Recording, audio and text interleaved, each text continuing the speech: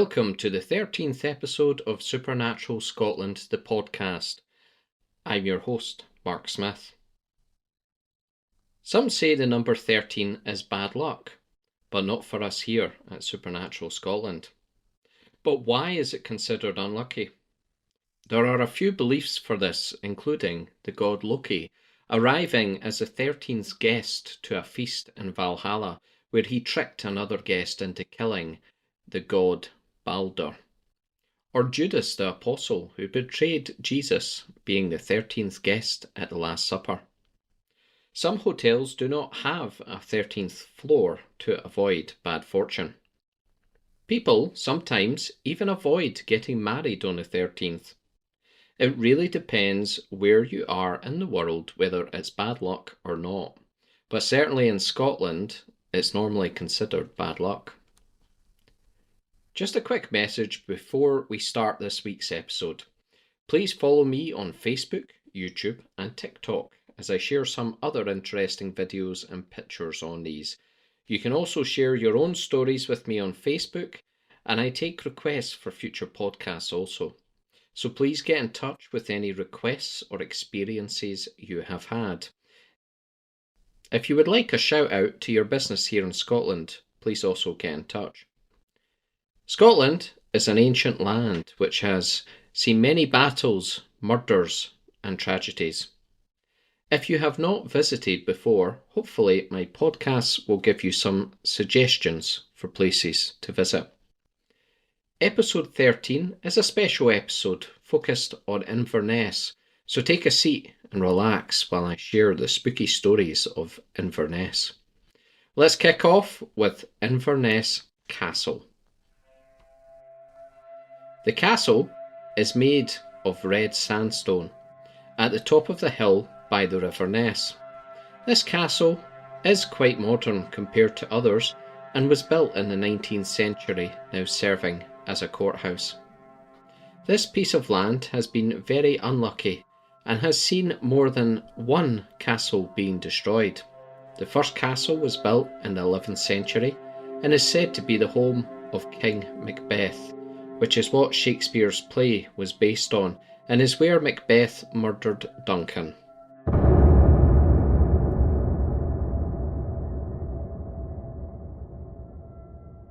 This castle was replaced during the reign of King David I between 1124 and 1153. It was destroyed by Robert the Bruce in the 1300s. It was rebuilt yet again 100 years later. The unlucky castle was then attacked again in 1562 during the Civil War at the time of Mary, Queen of Scots. The governor refused the Queen entrance after receiving orders from his clan chief. She stayed nearby in a house in Inverness while the castle was attacked and taken by other clans. The governor was hanged for treason. This poor guy was between a rock and a hard place.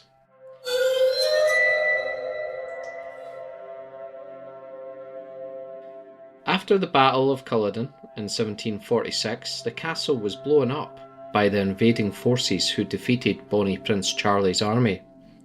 It is said after being murdered by Macbeth that King Duncan still walks the grounds along the riverside to this day. I can imagine after all the death and destruction, it will be haunted by quite a few ghosts. Now for Eden Court Theatre. This theatre was built in 1976. It gained its name from the late Bishop Robert Eden, who was the founder of Inverness Cathedral, built in 1866. This theatre is well worth a visit if you're coming to the area to see some culture. It is used for theatre shows and as a cinema. It is believed this rather quite new building is haunted, believe it or not. It was built on the site of the old Bishop's Palace. Part of the building survived, and with this, so did the ghosts. The property was also used as a nursing school before the theatre was built. The most active ghost is the Green Lady. She is believed to be the wife of the bishop who hung herself for one reason or another and now haunts the theatre. I could not think of a better place to haunt, to be honest, as you will always be entertained. Staff have also spotted a crying woman, a small child, and a little girl who is seen in the gardens among the ghosts. Can you imagine being there in the middle of the night, then hearing a crying woman, or seeing a small child who then disappeared into the darkness? There is also an invisible ghost who has been known to yank people, including ushers, backwards. An usher reported being pulled backwards by his shirt collar when he was completely alone. This theatre is said to be one of the most haunted theatres, but don't let that put you off catching a show. Our next location in Inverness is the Inverness Falcon Foundry.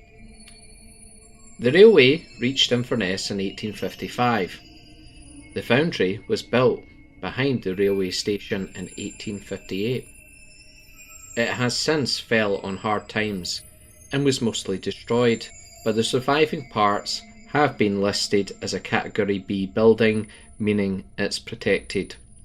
It is a historical site due to being one of the last remaining parts of Inverness's Victorian industrial history. A shopping centre was built and was extended in 1993. The old foundry was in the way of the expansion, and they basically took the foundry apart brick by brick at a time and rebuilt it very carefully on the same ground but at a different angle to allow for the expansion. This has not stopped it being haunted. It is said among the ghosts that haunt the foundry, it is haunted by a factory worker who was injured while working. The building reopened as shops, and quite often light bulbs and fuses will blow, and doors will open and close, even when no one is around. It is believed the workman died from his injuries in the foundry, and this is why he haunts the grounds. Our next location is the Ness Islands. The River Ness flows from Loch Ness through the centre of Inverness and into the Moray Firth. Before the river reaches the town, it splits, creating small wooded islands. There are small iron bridges which visitors can use to walk onto these islands. They are lit up at night for nighttime walkers. Paranormal investigators have recently visited this area due to people seeing a strange woman and a strong smell of death and rot.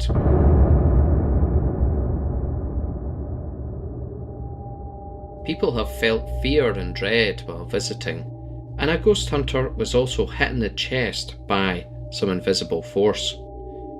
Due to its hauntings, there is an annual Ness Islands Halloween show every October time, so why not visit at Halloween? Only one problem that I can think of. How will you know who is alive and who is dead? Our next location is Blackfriars Graveyard. This is a small burial ground. A friary was founded here in 1233 by the Blackfriars. It was dissolved in 1542 and fell into ruin. The only part of it that survives today is one pillar with a stone carving of a knight, along with a small graveyard. It had a large phone exchange built near it, which is a large grey building. The area is said to be haunted by a black friar. Telephone exchange staff would often report seeing a black-robed figure wandering among the gravestones. They have also reported a lady in black who wanders before disappearing into thin air. My final haunted location in Inverness is Codder Castle. There again have been other forts on this land in the past, but this castle was built to last and was added to over the years to make it stronger. The castle was used in Macbeth, the famous play by Shakespeare. It was built by the Codder family, which they inhabited for over 600 years. It is quite an unusual legend surrounding it. The Codder who first built the castle had a dream about it, and he loaded a coffer of gold onto a donkey and let it roam for a day. When it lay down to rest under a tree, he decided this is where he would build the castle. The castle was built around the tree. The tree was a holly tree and can still be visited till this day. There were a lot of dramas around the castle over the years, with all sorts of backstabbing going on to take ownership of it. Very much like a Shakespeare play.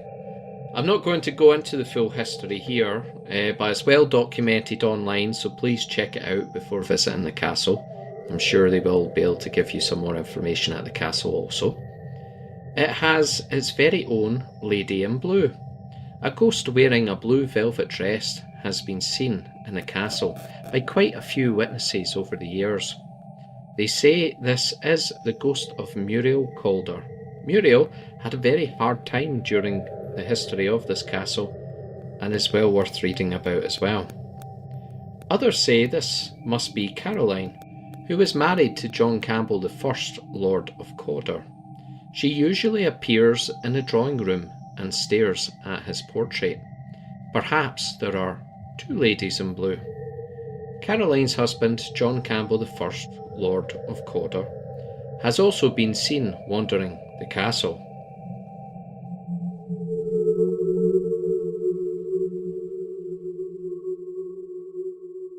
It's now time for our creature feature.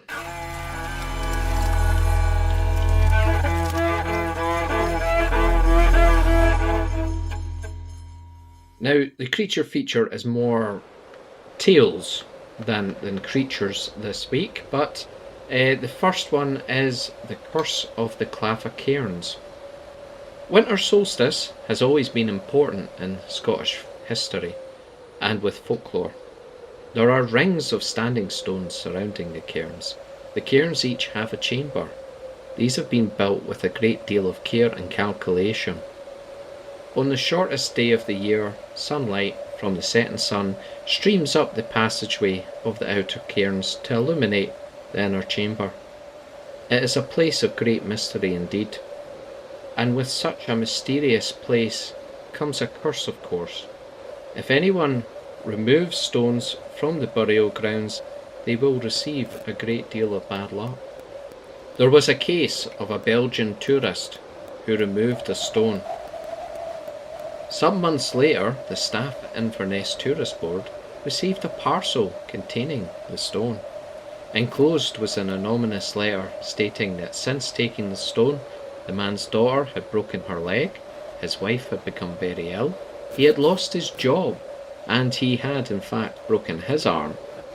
This was all enough for the man to realise it was a curse, so he sent it back, hoping to be forgiven. Our next tale is the tale of the fiddlers of Tomnahurich. The Tomnahurich Hill looks on to the city of Inverness and is referred to locally as the Fairy Hill. Many years ago, two young men busked as fiddlers in the streets to raise money. On one winter's day, the boys made no money and were starving and freezing. This is when an old man with bright green eyes announced he had work for them. They were invited to a grand ball to play, and they were offered a bag of gold for playing. Obviously, the boys took no time to think about this and left with the old man. They followed him up the hill. Although the old man appeared slow, he moved with inhuman speed, and they found it hard to keep up in the snow. Once they reached the top of the hillside, it opened up, and inside was a grand hall. The shocked young men entered, and as many eyes watched them in silence before heels began to drum the floor. So the young men started to play. As we know from previous stories, the fairies like a party, and especially musicians. They played through the night until the old man took his stick and smacked the floor with it. The crowd turned away and disappeared into thin air. The young men sat on the hillside, and the hall was gone. They then saw the bag of gold. With their newfound riches, they left the hill. But they soon found everything had changed. There were buildings where there shouldn't have been. Everything seemed different. A young boy spoke to them and asked their names. Once they replied, the young boy, wide-eyed, told them they disappeared one winter's night, and it's been 100 years since. They then sadly turned to dust, all the time screaming out until they were gone.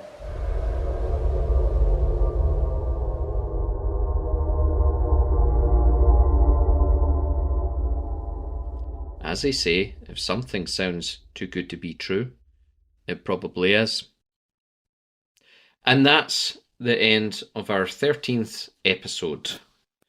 I'm planning on having a week off, so next week there won't be a podcast, but we will return the week after, you'll be glad to know. I will certainly make it a good one. So thanks again for all your support. Keep listening. I'll see you soon. Goodbye.